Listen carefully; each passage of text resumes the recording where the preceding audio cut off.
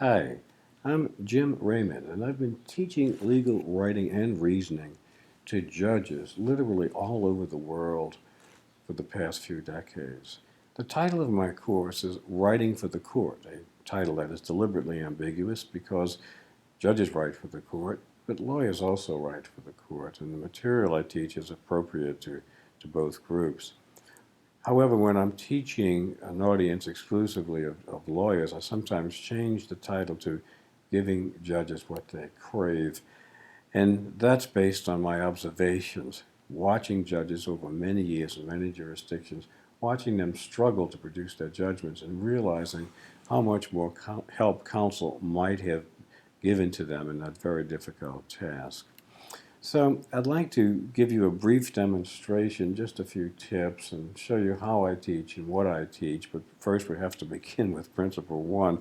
Good legal writing is an art. It's not an algorithm. It's not like learning how to solve a quadratic equation, and once you get it down, you've got it down. It's more like learning how to play a violin, or learning how to play golf. You can get a few tips.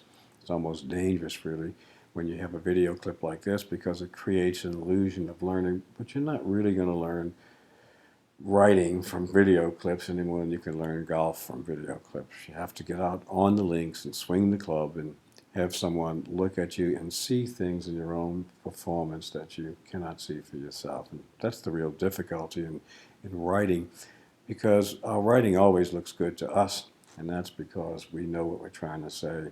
To learn to write, though, you have to see it from the perspective of someone who does not know what you're trying to say. So this will be the first of 3 video clips. What makes good legal writing good? The second will be the architecture of a judgment or a pleading. That's when I show you how to organize even the most complex judgments. And the third will be 5 easy steps for writing a judgment or a pleading.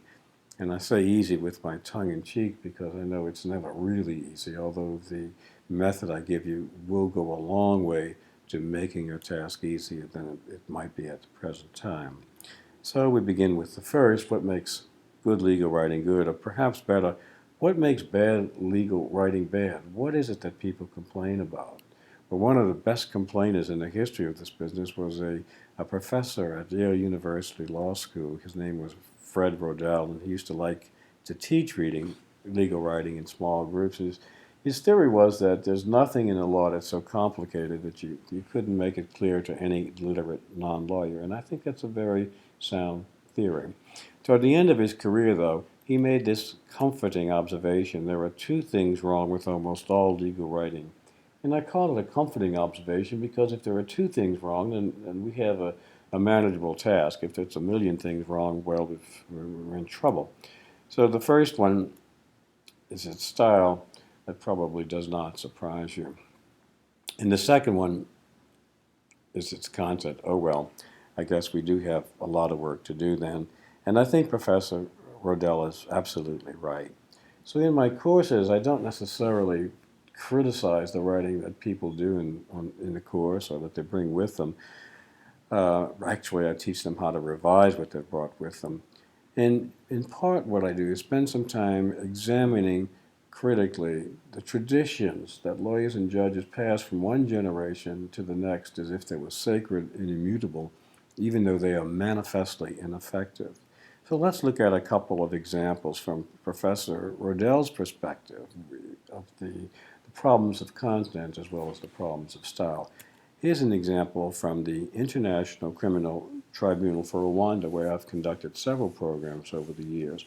The case is the prosecutor versus Eliezer Nyiragika. Now, this is the judgment in the case.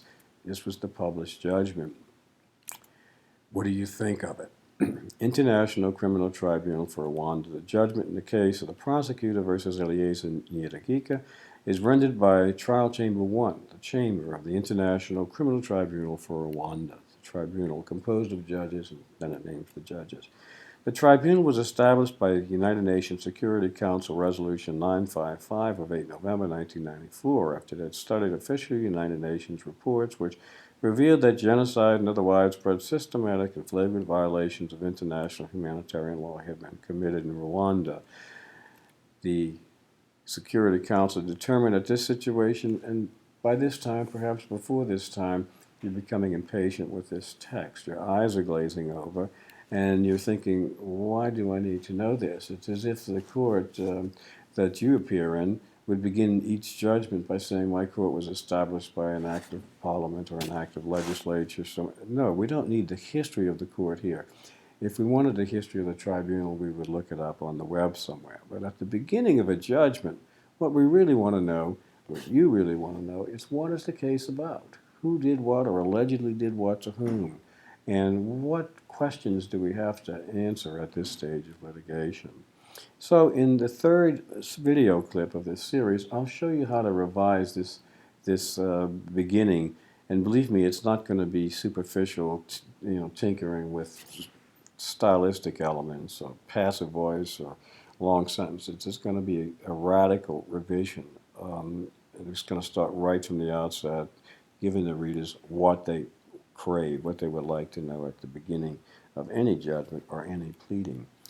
And let's look at a second example. This one comes from Australia. I call it the voice of the droid because it sounds like R2D2 writing to 3CPO after they've each had one semester of law school. It begins like this: KMB Investment Party Limited, trading as Imperial Protection Services, has been charged with an offense pursuant to Section 24 of the Workplace Health and Safety Act 1995 Act in relation to an obligation allegedly held under Section 20. It's really dreadful stuff. And what makes it even more dreadful is that the case concerns the death of a woman. A steel gate had fallen upon her and crushed her to death in the workplace. And so this kind of writing actually makes the legal profession seem to be really aloof, really distant, really irrelevant to the lives of the people for whom it is actually quite important. We really need to understand that the court understands what's going on in their lives. Principle 3, then, good legal writing can be breathtakingly ordinary. That was bad legal writing. Here's an example of what I think is good legal writing, and it comes from a judge in Canada. It begins this way: last spring, Ralph Cook set his nets in the Saskatchewan River near Cumberland House, just as he had for many years. But this time, in breach of the law, he failed to write his license number on the stake securing the nets. Instead, he mistakenly inserted his fisherman number. That's marvelous writing. It's very clear. It has no legalism, no citation of law. We don't need it right here. And it tells the story. What happened, and the important phrase here is before anyone set foot in court. Perhaps more importantly, it's persuasive writing in a very subtle way. By the time you get to the end of this paragraph, you really don't want anything bad to happen to Ralph Cook. And not only that, you can probably trust that Judge Halverson, who wrote it, is going to make sure to take care of Mr. Cook.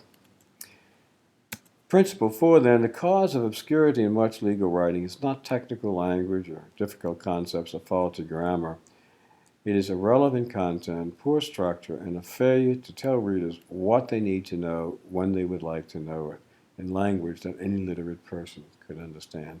It's actually a high art. Some people say, oh, you want us to dumb it down, don't you? No, not dumbing it down. Writing so that your next door neighbors who are not lawyers can understand it is a very high art. You can see it in the New York Times when Linda Greenhouse writes her editorials, or Adam Liptak reports on the latest judgments of the Supreme Court. It's a very high art to write in such a way that your literate, non-lawyer neighbors can understand. So that's the end of lecture 1. The next one, the next video clip, will help give you some tips for organizing a judgment and a pleading, and then we'll give you a process for writing it. And one of the easy steps is writing a beginning. So in that section, I'll show you how to revise those beginnings from the ICTR and from that Australian judgment I showed you. So I'd like to end by amending Principle 1. Good legal writing is an art, not a science. It begins with imagining your readers as friends and neighbors and writing in a way that they can understand. It's an art you can spend a lifetime learning. And I'd like to invite you to come to one of my seminars. I have some coming up in New Orleans and New York. We'd love to see you at either one of those. And if you'd like to know more about me or more about the seminars, here's my website. I look forward to hearing from you, and I hope meeting you in one of these programs.